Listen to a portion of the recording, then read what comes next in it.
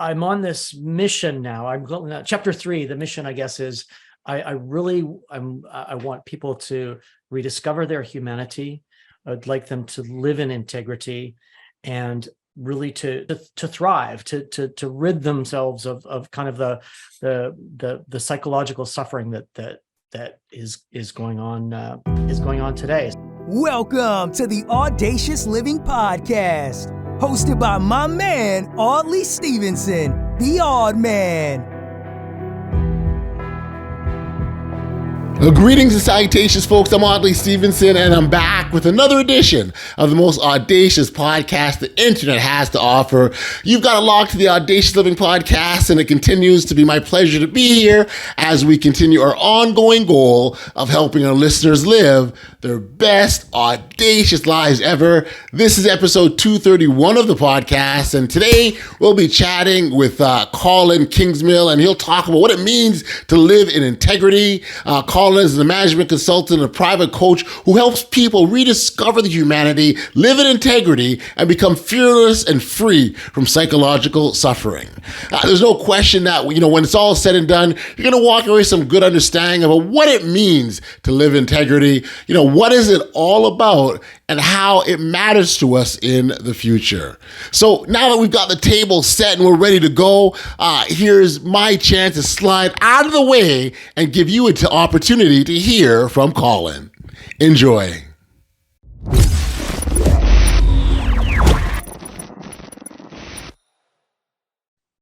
Hey, Colin, thank you for joining me here today on the Audacious Living Podcast. It's a pleasure to make time like this. Thank you for doing this. Hey, yeah, thank you. Thanks for having me. I love being audacious, so I'm looking forward to seeing where this conversation goes. I don't know any other way to live. Just live life audaciously, right? Yeah, it's great. It's great. I love the podcast. Well, thank you. And I think for me, as we've sort of gone through this process and of the podcast and engaging in wonderful conversations with brilliant people like yourself, it's just been so fabulous to hear how it permeates our lives, and when it does, right, the positive impacts it can have. And I think for oftentimes, even though the word like audacious, it's a great word, I got to tell you. The fact that oddly audacious, that was just a fluke stance. I had nothing to do with that at all. There was no marketing machine behind me, and it just kind of happened. But the point is that when you sort of let that flow through your life and the ripples that it has, it's tremendous, and so that's what a big thing for me. Why I appreciate that, and I'd love to maybe give our listeners an opportunity to hear more about you, and maybe as a starting point, you can sort of talk about the work that you do and what you're up to. Yeah, so I mean, I've been in the first part of my life. I was a Swiss banker, and that was chapter 1, and chapter 2 has really been. I was in destination hospitality, real estate, globally for about 20 years, from placemaking right through to master planning, designing, building, through to the sales and marketing side of things. And I call that chapter 2. And as I was working in that chapter, I how do I say this? I found it really hard with clients to help them grasp how the world has totally changed, right? And how their marketing needs to change and their communications need to change. And we live in the age of knowledge and the age of information, and they weren't getting it, right? So I said, I think I need to go back to school and learn some coaching techniques and some coaching skills so I can actually help my clients get to their final destination a lot faster. I just needed the tools, right? So it shouldn't take 3 months to tease a brand promise out of an owner, right? Or owner founder. So I have kind of slowed down on the management consulting side and destinations, and kind of amped up my coaching work. And I kind of divided it into 2 camps. One of them is just private coaching with myself, with CEOs and entrepreneurs and founders. And then with whole human coaching, we work with teams and managers really to kind of help create cultural cohesion in this new world order that we're living in, right? We're living in a post-pandemic era where I think a lot of people's values really changed. and their values towards work and their relationship Yes. with work, and even Yes. The whole workspace has morphed into something different today. So that's what we try and do with that's what we do with the whole human coaching side of things. And I'm on this mission now. I'm going chapter 3. The mission, I guess, is I want people to rediscover their humanity. I'd like them to live in integrity, and really to what's the word? To thrive, to rid themselves of kind of the psychological suffering that is going on today. So that's really my mission, and I'm doing it, like you say, through conversations like this on podcasts, and through my work in coaching, and then the book that I'm also working on.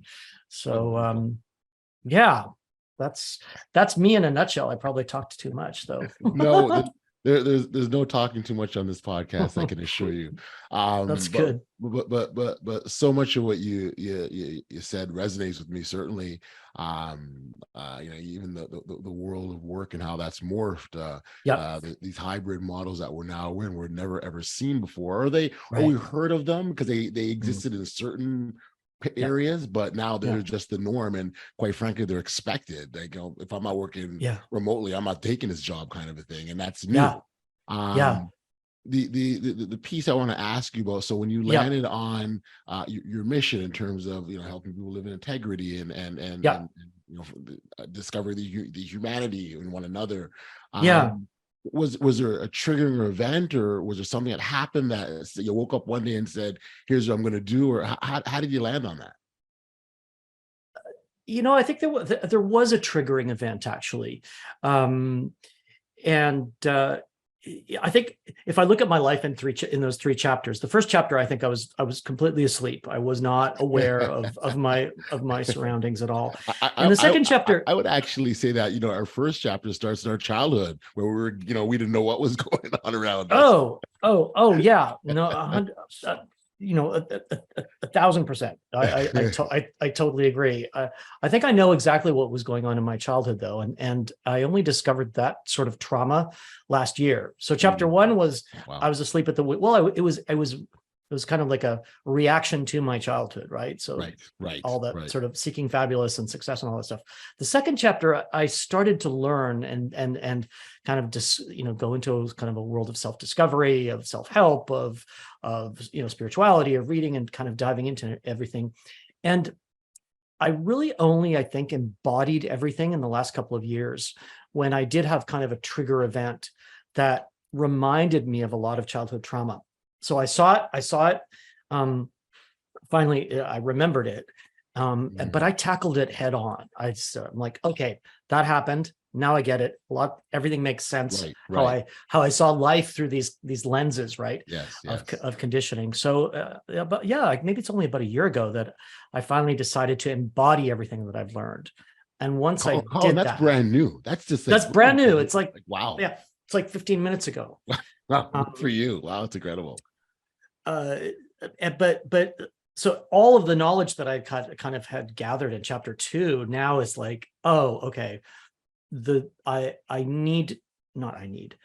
I know my purpose. Now I know why I'm here. Now I think I know what my mission is, but it took a few months to kind of get it, to really understand what my purpose is. And now it's like, fly like a bird, really.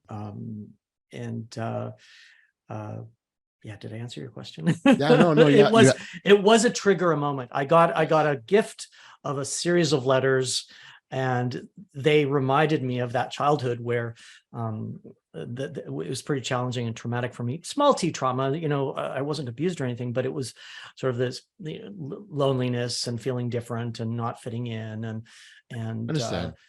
All the stuff that can happen with divorces and moving and continence and stuff. So and so for me, trauma is trauma. Anything that impacts our ability or impedes us or holds us back to me is a big deal. Yeah. And it all should be taken serious as far as I'm concerned, because what that essentially does, and why we have this podcast, is these things Yeah. eventually stop people from living this audacious life that we talk about. And Right. so, I think all trauma matters. I And so, agree. so thank you for sharing that. I'd love to dive in. So you sort of talked about your pillars, and with one being living a Yeah. life of integrity. How would Yeah. you sort of expand on that for our listeners, so we have an Sure. understanding of what we're talking about exactly? Yeah. So if we look at sort of it, not sort of, if we look at mental health data in the United States and Canada these days, Mhm. we have a lot of very sick people, right? With everything from depression to anxiety to all sorts of other mental fitness challenges, right? And I believe, and also a lot of authors and scientists and researchers believe that that that is a derivative of you not living the life that you need to be living, right? So you not living in integrity can result in depressive states, can result in coping mechanisms like sex or alcohol or other kinds of addictions. So what you know the question is, how does your life make you feel, right? And uh,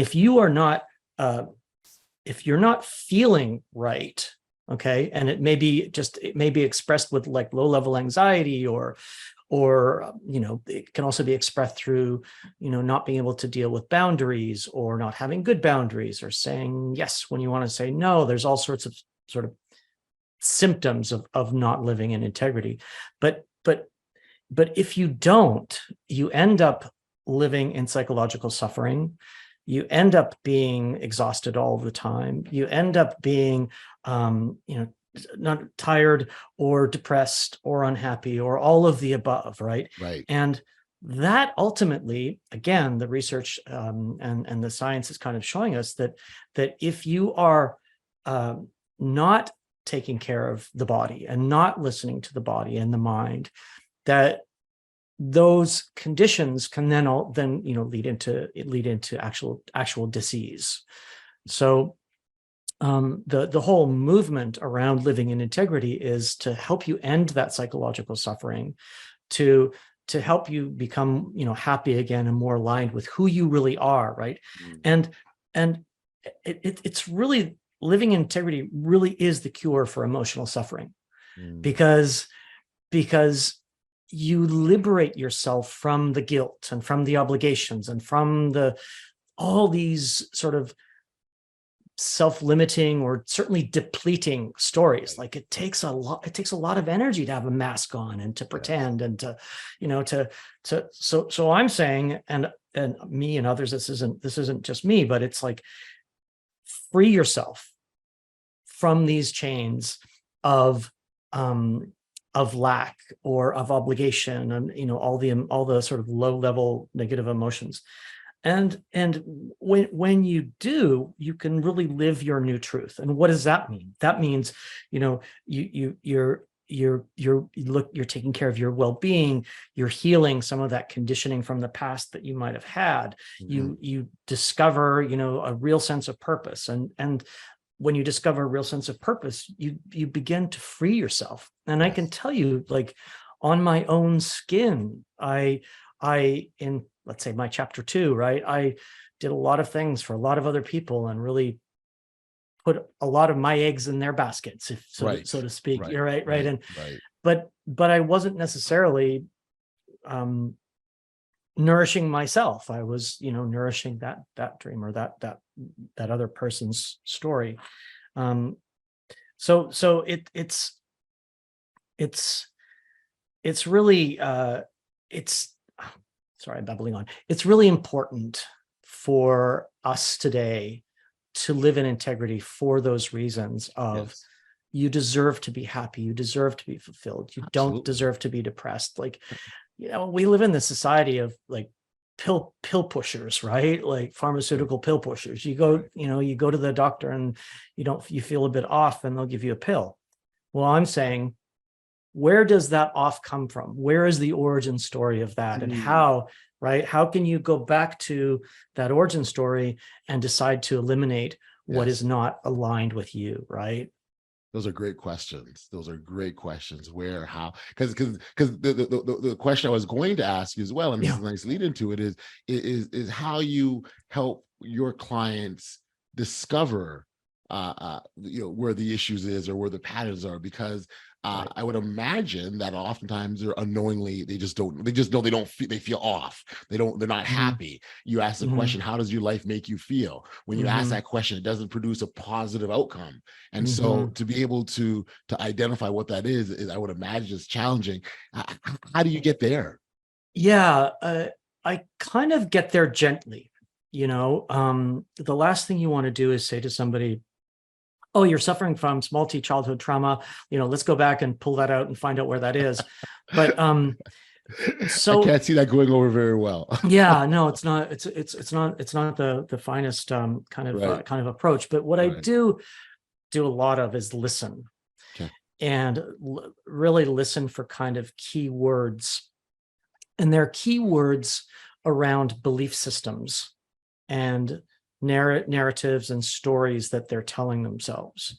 So if I hear the right words about a story and a narrative, typically a self-limiting belief, that'll be the hook, right? It's like, okay, well, where's that thought coming from? Where's the origin story of that, right? And so often the origin story is some kind of core wound of unworthiness that happened at some point in time that they're carrying through to today. So what we do is, once we recognize the origin story, the work to be done is, all right, that happened. I'm not going to go back in time, and we're not going to do any therapeutic work. That's not me. But what we can do is dissect that story that you're telling yourself, or you've been telling yourself, in some instances, your whole lifetime, right? Break it down. Like, what is it? What is it? Is it, and what parts of it are serving you, right? So there may be certain elements that serve you. Okay, well, let's keep those. But the work to be done is deconstructing that storyline, right? Clearing the table and saying, all right, well, what do you want your life to look like, right? So often we can be on autopilot, right? So part of deconstructing is then kind of going back to the table and going, okay, well, what's the destination that you want to get to? What are your values? What are your needs? What is your personal brand? What do you want to be remembered for, right? What do you want? I don't know, somebody to write a recommendation on LinkedIn. So it's really about that. I'll catch it. There's telltale signs, right? And then I was going to ask that the keywords. You said keywords are the telltale signs. What do they look like? Well, it's mostly about belief systems, or guilt, or people pleasing, or trying to overachieve, not being able to turn off your email or your devices. It comes across in all of those sort of little telltale signs. Or you may be suffering from imposter syndrome. I see that a lot these days, right? Where people feel like they're phonies, they don't belong. and yet they get great performance reviews, and it's like, okay, well, there's a gap in there. So those are really kind of the telltale signs. Boundaries setting. I think maybe I said that. Sometimes people suffer from sort of social anxiety within an office or a team. You see it manifest in people being triggered. Yes. So triggered or rapid reactivity in kind of a negative way. So those are really the signs that are then expressed in sort of keywords about, oh, I'm this or I'm that, and it's okay. Okay. That's where they come from. No, it makes sense. It makes sense. Thank you for that. I'm going to ask, and although I'm sure you've already indirectly answered, I'm going to ask directly. Sure. Why is it important for us to live in integrity? Oh, that's a good question. So when we don't, Okay, I'm going to answer in reverse. When we don't live in integrity, right, we see life through a series of opaque lenses, right? Okay. And the opaque lenses for me are the metaphor for conditioning from the past. Okay. So, for example, you may be trying to be a successful entrepreneur today, but if you don't believe in yourself, ultimately, that you don't have self-worth, right? Everything you do is going to be expressed through that lens. So there may be the lens of self-worth, there may be the lens of rejection, there may be a whole bunch of lenses through which you're seeing your particular situation, right? Whether it's professional or not. And I'm saying to you, well, why don't we remove those lenses, which are conditioning every single decision you're making, right? And it may be related to things like, you need new clients, and so you're going to go out and try to find new clients, and then there's this undertone of sort of desperation in that, right? Because you're kind of seeking rainbows and unicorns maybe over here, but you're not living your like you're doing that because you feel unworthy and you have to respond to something that your family thinks you should be doing, so therefore you keep doing it and building on top of it, right? So my thing is like, well, okay, well, if you're doing that because of some sort of core wound of unworthiness and stories that you've been telling yourself over the years, you are transmitting that message to the people that you're interacting with subliminally, right? So I'm like, well, let's remove the lenses. And what could happen if you did remove the lenses and live in integrity, right? And live connected to your true purpose and your true mission. So that's really it. It's like imagine the possibilities, right? If you were free from those stories, if you were free from that conditioning. So that's the reason to live in integrity. And it doesn't have to mean that you're going to put another man on the moon or get a Nobel Peace Prize. Your purpose can be the most simple, beautiful thing around, but let it be yours, right? Yeah. As opposed to sorry to cut you, but that is such a significant point. I oftentimes when I get in these conversations of what audaciousness is, there's a misconception that there's these big, grandiose, monumental achievements that you get your face up on a side of a mountain because you did this wonderful thing, and that's not at all. I mean, it could be, but that's not really what it is. It's actually a lot simpler. And so you sort of touched on that, where it's an act that still has impact of some sort, whether it be to your life or to others, but ultimately what you're doing is living your truth, or in the case of this conversation, living in integrity.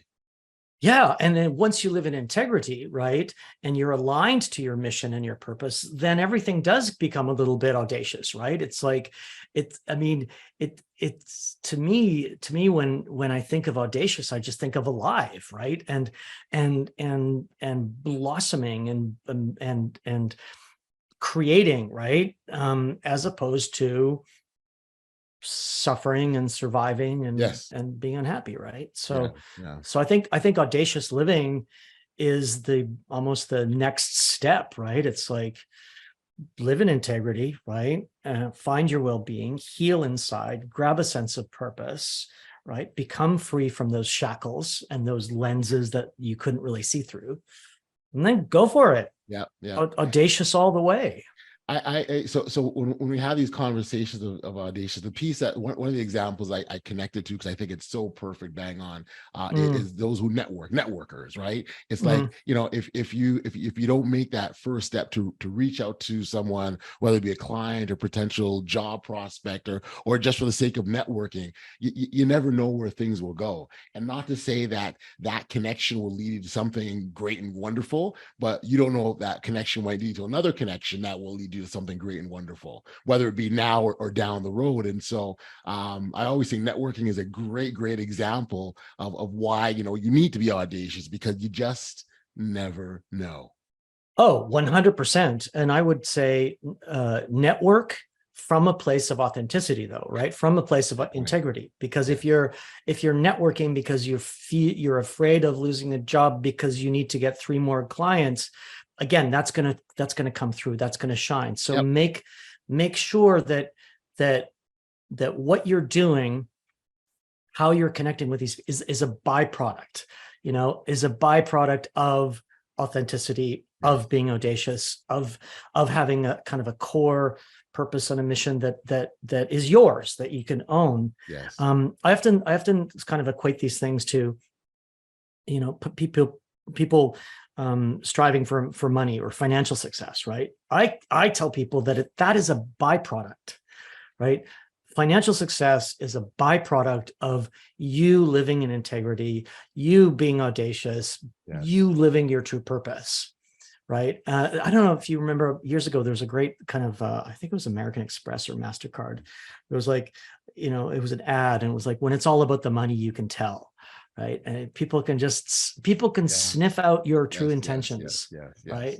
So whether they're good or not. So make sure they're clean.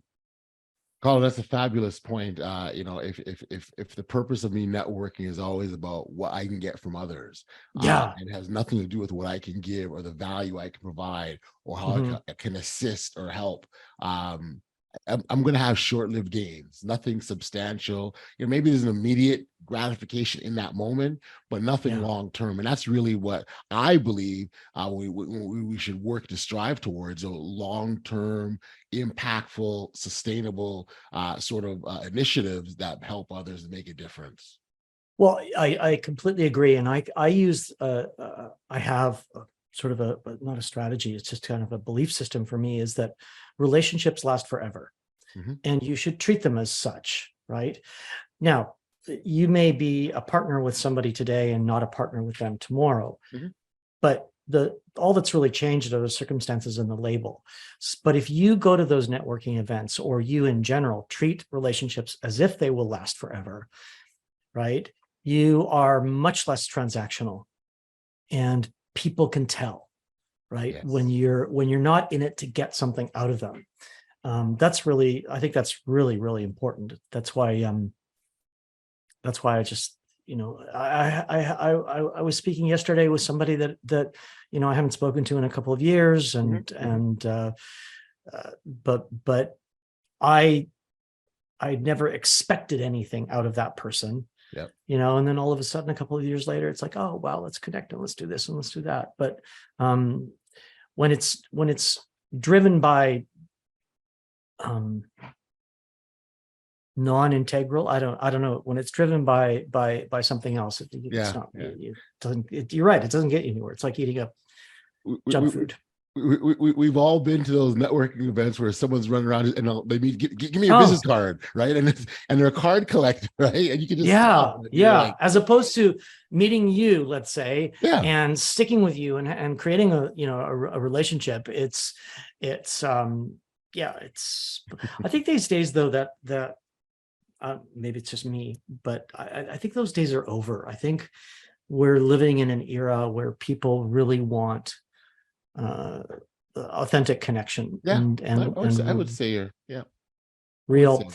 I think everybody's values changed after what happened over the last 3 years. It's just a bit of a reassessment, right? Okay. So we've been talking a lot about what it is and identifying it, and even gone back in our past and figure out the patterns and those sorts of things. So we've got all these learnings, all these lessons. The next step is how do we fix this thing? What do we do? How do we fix ourselves? Or well, that would be a bigger question. But in terms of the getting us on that path of living in integrity.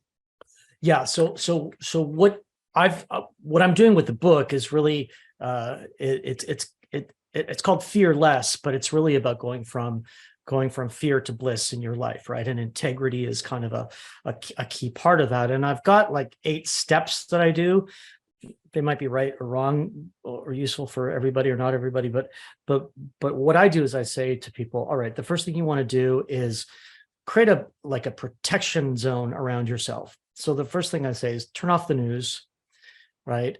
Get rid of toxicity, get people out of your life that are not serving you or filling your fuel tank, right?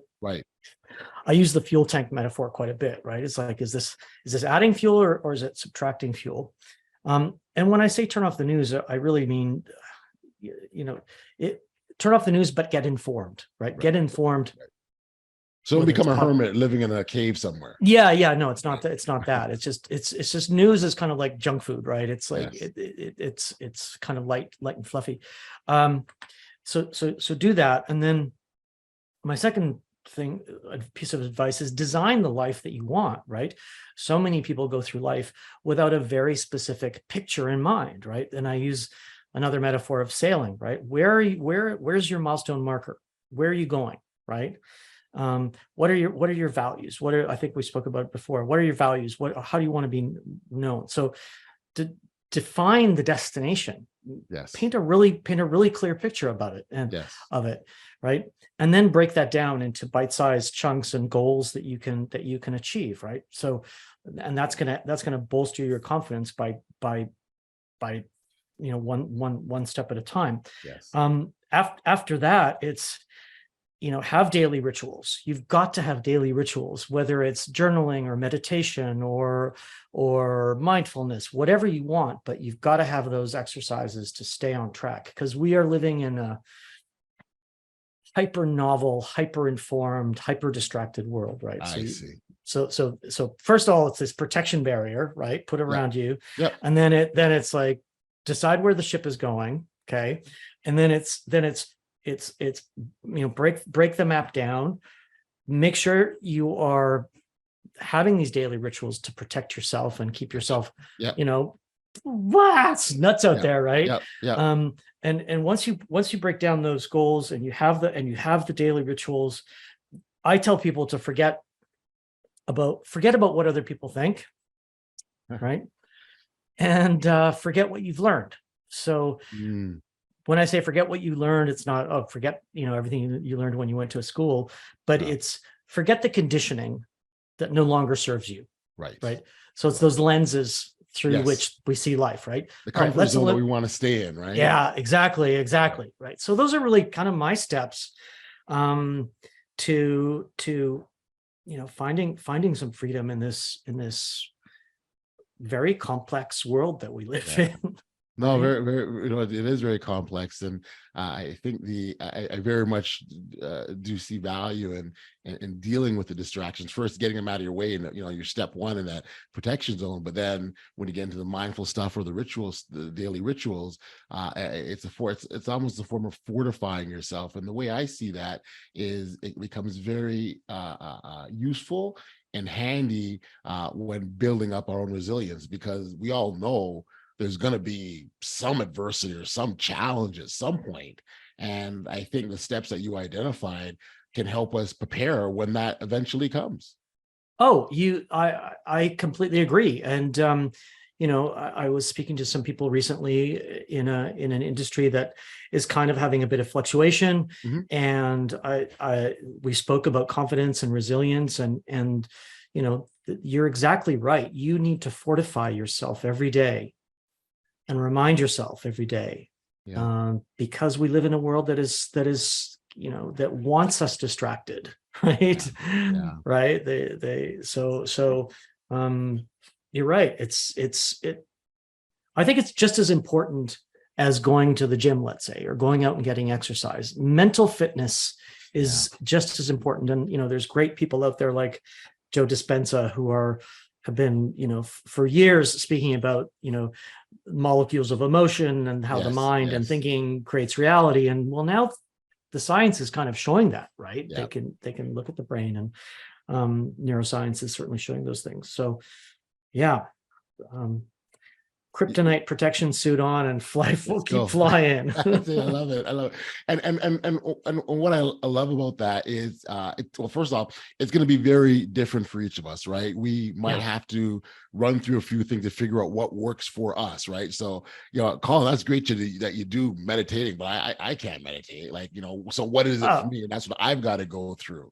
Because I think oftentimes, people are looking, hey, I tried, this doesn't work, all this stuff doesn't work, and they give up, as opposed to finding what works for them. Look, I couldn't meditate most of my life, until again, like 15 minutes ago, right? Right. But I did find an app or two that really changed all that for me. The first one is Waking Up by Sam Harris. And the other one is Insight Timer. So both really, really good apps to help you even start with like 10 minutes. I started with 10 minutes and then I went to 20. And now if I don't have an hour of my own meditation time in the morning, I'm like, oh, what did I miss out? So, there are tools out there. There's other tools out there like Calm and stuff, but I was like, I don't think I need a celebrity telling me, it was just all a bit too, Right. I get right? you. Whereas Sam Harris every day for 10 minutes, it's like, okay, I can do this. Sure. So took a while, but No, changes everything. It really, absolutely really changes everything. Really, Yeah. really does. So don't give up, my friend. That's it. And that's exactly it. There are options out there. It's more just finding what makes sense for you and just going with it, right? And so that's the kind of way I see it. And really, those are, when we talk about living this audacious life, that's the path that we're heading towards. And whether we call it living in integrity or audacious, it's going in that direction of being free. And I think that's really one of the pillars of your mission. Yeah, fly like a bird. You deserve it. Nobody deserves to live and stay in psychological suffering, right? Or in or stuck or that's it. I don't know. There's no or. Nobody deserves it, right? Right. You deserve to be free and live with that audacious life. I love it. Colin, this has been a great chat. I really appreciate you. Likewise. I appreciate it. You making the time for the conversation has been great. For our listeners, so your book is not out yet, but out yet. It'll be out next year. So I'll ring you up when it is, and we can have another conversation about. I would be absolutely happy to. That. Thank you.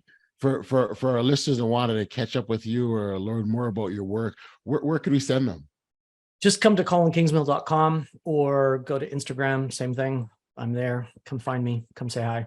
Very cool. Well, Colin, thank you. Thank you for being here. Thank you for the time. Congratulations on all the great work, and keep it up, my friend, because I think we're all pushing for the same thing here, and that's just a better place. It is. And don't worry, I'm not stopping. I'll keep you up to speed. Sounds good. Be well. Thank you. You too.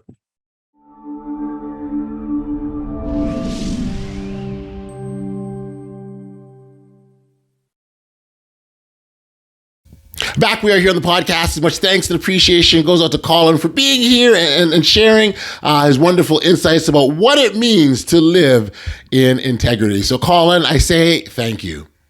I really appreciated the conversation that he and Colin and I had, but if there's just one thing I take from our chat, it would have to be this.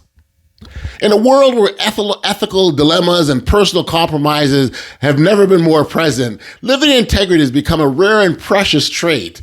It's the alignment between our beliefs, words, and actions, fostering a sense of authenticity and harmony within ourselves and the world around us.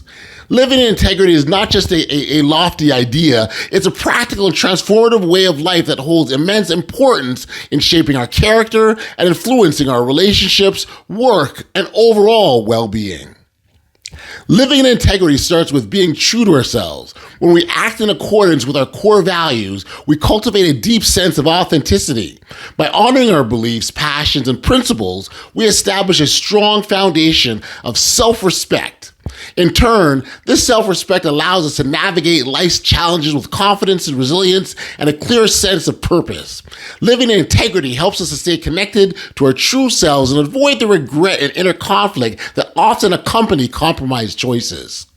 Integrity is the bedrock of trust and respect in our relationships, both personal and professional. When we consistently act with honesty, transparency, and reliability, we create an environment of trust all around us. People are naturally drawn to those who demonstrate integrity as they provide a sense of security and reliability. Trust and respect are crucial elements for fostering healthy and meaningful connections, whether it's with friends, family, colleagues, or romantic partners. Living in integrity strengthens these bonds, leading to more fulfilling and mutually beneficial relationships. Living in integrity guides our decision-making processes, especially when faced with our ethical dilemmas. It requires us to examine the consequences of our actions, not just for ourselves, but also for others and the broader community. When we prioritize integrity, we make choices aligned with our values and that have a positive impact on ourselves and those around us. Upholding ethical standards becomes a second nature to us, allowing us to navigate complex situations with clarity, fairness, and compassion. Living in integrity has a ripple effect. When we embody integrity, it inspires and influences others around us. Our actions serve as a model, encouraging others to reflect upon their own choices and behaviors. By living in alignment with our values, we empower those around us to do the same, creating a culture of integrity that can permeate through families, workplaces, and communities. As Mahatma Gandhi once said, be the change you wish to see in the world. Living in integrity is a powerful way to bring positive change to the lives of others. Living in integrity brings a profound sense of inner peace and fulfillment. The absence of inner conflict and the knowledge that we're living in accordance with our beliefs and values fosters a deep sense of contentment. When our thoughts, words, and actions are in harmony with each other, we experience a greater sense of purpose and meaning in our lives. Living in integrity allows us to navigate life's challenges with confidence, knowing that we are staying true to ourselves and making choices aligned with our principles. Living in integrity is not always easy, and it requires self-awareness, self-reflection, and a commitment to personal growth. However, the rewards of living in integrity are immeasurable. It allows us to cultivate authenticity, build trust and respect, make ethical decisions, inspire others, and experience inner peace and fulfillment. It's a transformative way of life that positively impacts every aspect of our existence, shapes our character, and influences our interactions with the world around us. You know, we've come to another end sadly, we've come to the end of another edition of the Audacious Living Podcast. And as always, I send my thanks and appreciation to all those lovers of audaciousness who support this podcast week in and week out. I say thank you, thank you, thank you. Until next time, stay safe, be kind, show love to one another, and be audacious. You've been listening to the Audacious Living Podcast, hosted by Audley Stevenson. If you enjoyed what you heard, be sure to like, subscribe, and share. Until next time, be audacious.